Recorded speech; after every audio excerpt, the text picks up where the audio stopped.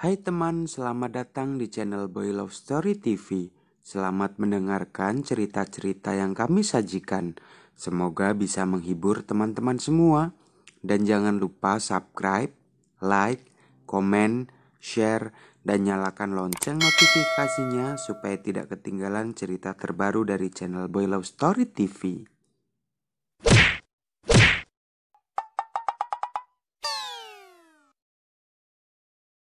Inilah kisah Ricky dan Aldo, customer Korea yang ganteng, part 4. Lalu Ricky beranjak pergi. Tapi belum sampai keluar pintu, saya menghentikan langkahnya. Tunggu Ki, apa lu bilang? Lu suka sama gue? Iya dok, gue minta maaf karena gue gak bisa nutupin perasaan gue lagi. Kalau lu mau marah atau benci, silahkan. Tapi sebelum lu pergi balik ke kampung, gue cuman pingin bilang kalau gue suka, gue cinta sama lu dok, jawab Ricky. Mendengar perkataan Ricky, bikin saya kaget dan langsung menghampiri Ricky dan memeluknya dari belakang. Ki, sebenarnya gue juga suka sama lu dari awal kita ketemu. Dan kenapa gue nyuruh lu ngejauhin gue? Karena gue takut kalau suatu saat lu bakal ninggalin gue setelah lu tahu kalau gue gay, ucapku. Apa dok? Jadi lu? Ucap Ricky. Iya Ki, gue juga suka sama lu, jawabku. Serius dok? Kalau gitu, lu mau kan terima gue? Gue janji bakal jagain lu. Gue janji bakal bikin lu bahagia, tanya Ricky. Gue percaya Ki, kalau lu bakal bikin gue bahagia. Lu bakal jagain gue terus. Tapi gue yang mungkin bakal bikin lu sedih Ki, jawabku. Maksud lu dok? Tanya Ricky. Gue sakit Ki. Pas kemarin 5 hari lu gak bisa ngubungin gue itu bukan lagi di tempat saudara gue Ki, tapi gue dirawat di rumah sakit. Gue sakit kanker tiroid Ki. Mungkin umurku gak lama lagi Ki, ucapku. Shh, lu jangan ngomong kayak gitu dok. Lu pasti sembuh. Lu harus kuat. Gue bakal ada terus buat lu, ucap Ricky sambil memelukku. Makasih ya Ki, karena lu selalu bikin gue bahagia. Gue gak nyangka di saat gue kayak gini lu masih mau terus sama gue, ucapku. Dok, lu jangan khawatir. Gue bakal selalu ada buat lu. Bahu gue bakalan selalu ada buat sandaran lu. Kalau untuk sakit lu, nanti gue coba tanya sama papa. Siapa tahu dia tahu pengobatan yang terbaik buat lu, ucap Ricky. Setelah kejadian itu, lalu saya diajak Ricky untuk ikut ke rumahnya. Karena selain dia mau tanya sama papanya, dia juga pingin gue tinggal di rumahnya. Setelah sampai di rumah, gue langsung disuruh istirahat di kamarnya. Malam harinya Ricky dipanggil orang tuanya untuk makan malam bersama. Karena saya masih merasa sakit, jadi saya gak ikut makan malam bareng mereka. Mbak, boleh minta tolong ya buatin bubur, ucap Ricky ke ART-nya. Oh iya mas, Jawab ART-nya. Bubur? Ini banyak makanan Jun. Kok mau makan bubur? Kamu lagi sakit? Tanya papanya Ricky. Enggak pak, bukan buat aku, tapi buat Aldo pak, jawab Ricky. loh, nah Aldo di sini Jun. Kok nggak diajak makan malam bareng sekalian? Apa dia sakit? Tanya mamanya Ricky. Iya mah, Aldo di kamar Ricky lagi tidur. Oh iya pak, papa tahu nggak pengobatan buat penyakit kanker?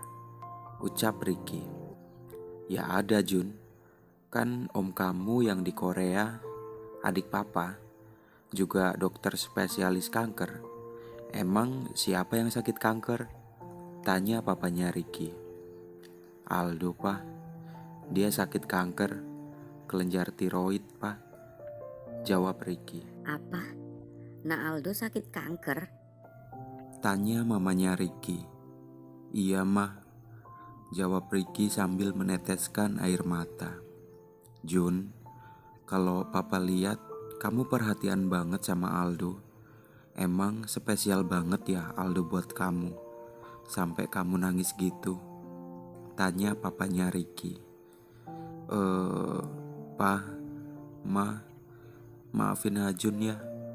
Kalau Jun bakalan buat Papa sama Mama malu nantinya, ucap Ricky. Jun, kamu kenapa bilang seperti itu? Tanya mamanya Ricky.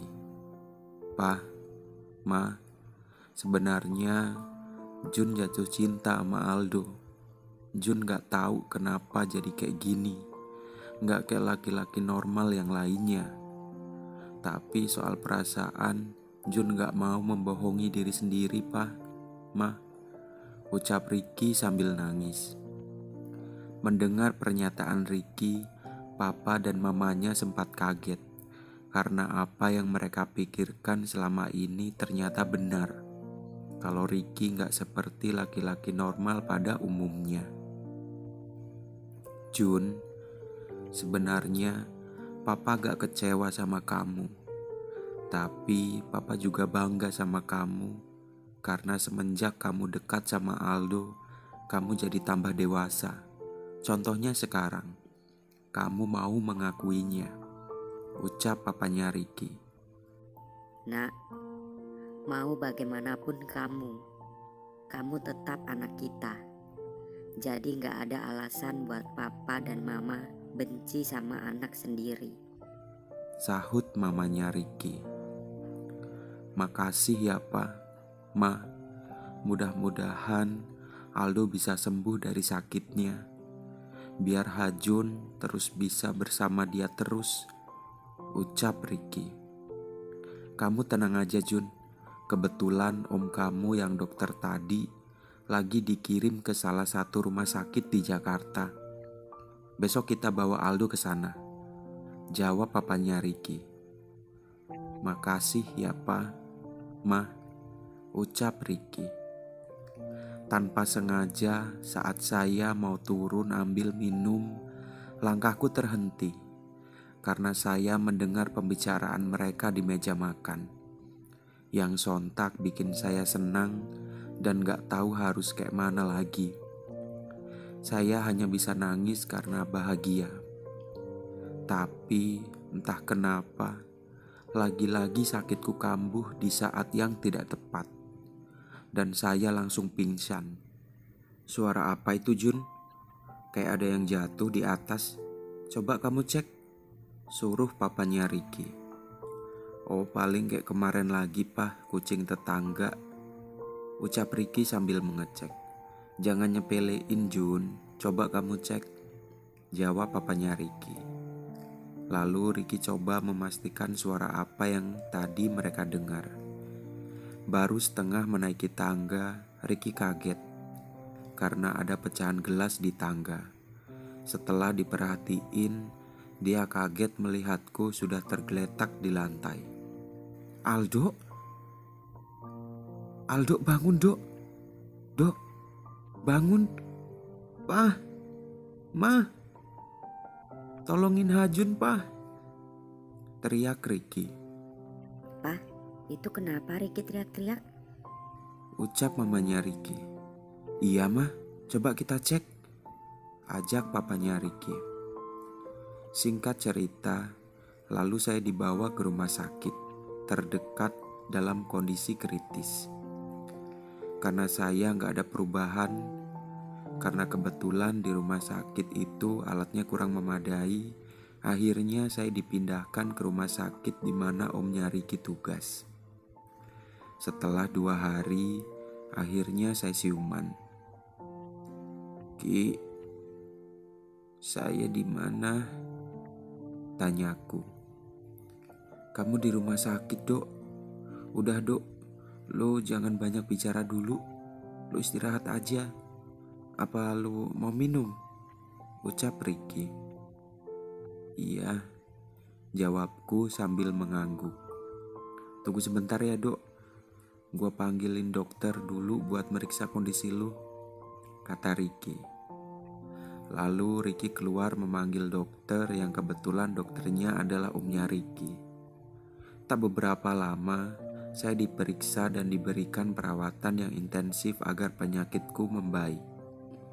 Setelah 2 minggu saya dirawat dan mengikuti kemo, akhirnya saya dibolehkan pulang oleh dokter dengan syarat mengikuti kemo rutin 1 minggu sekali.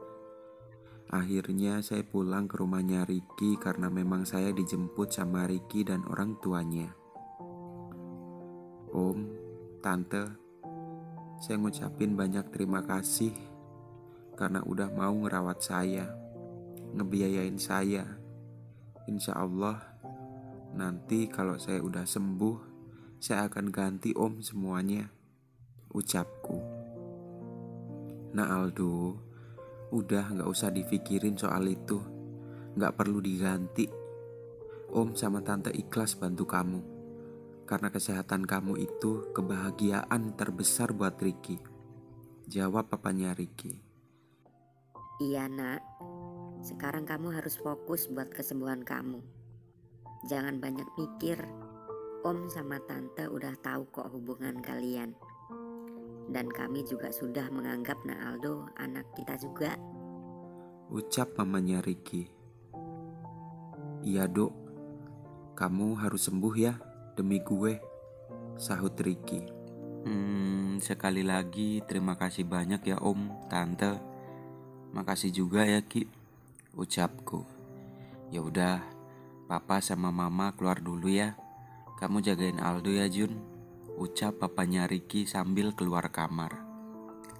Hari demi hari berlalu. Saya semakin merasa sehat dan pulih lagi. Ya walaupun saya masih harus rutin minum obat sampai entah kapan. Dan hubunganku Ricky juga semakin harmonis. Begitupun dengan keluarganya. Sampai tiba suatu saat, saya bingung harus bagaimana saat obatku habis. Sedangkan saya gak boleh telat minum obat sedikit pun. Saya bingung karena udah gak punya apa-apa lagi buat nebus obat yang lumayan mahal, belum biaya kemo dan lain-lain. Memang semua itu sudah dibiayai orang tuanya Ricky. Tapi saya juga harus tahu diri, karena saya gak boleh seterusnya ngerepotin orang.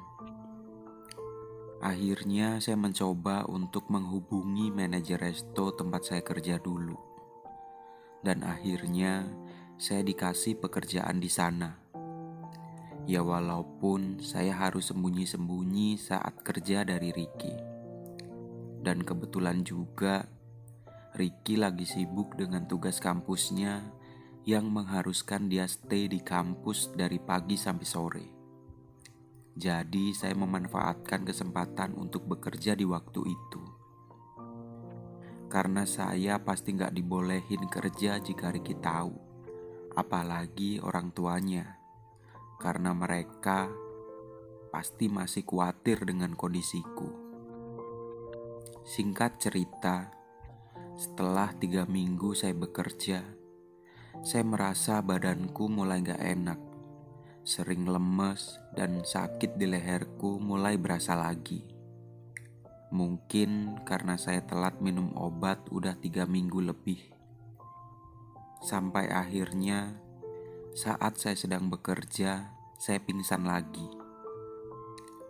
Lalu saya dibawa ke rumah sakit oleh manajerku. Dan dari situ kebongkar semua rahasiaku kalau saya memaksakan diri untuk bekerja. Saya sempat koma selama 1 minggu.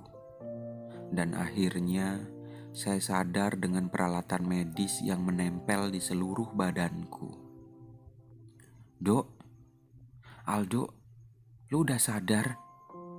Tunggu bentar ya dok, gue panggil dokter dulu buat meriksa kondisi lu, ucap Ricky sambil nangis. Nggak usah Ki, gue cuman mau ketemu sama orang tua lu. Jawabku terpatah. Tunggu sebentar ya dok, gua panggilin dulu, sahut Ricky. Lalu Ricky memanggil orang tuanya dan dokter untuk memastikan keadaanku. Walaupun Ricky mungkin sudah tahu kondisiku saat ini seperti apa dari dokter. Nak Aldo, kamu udah siuman? Nak, jangan banyak bicara dulu ya. Istirahat aja, biar cepat sehat. Biar bisa kumpul lagi bareng kita ya. Ucap mamanya Ricky. Iya nak, kamu istirahat ya. Biar dokter periksa dulu gimana keadaan Aldo, sahut papanya Ricky.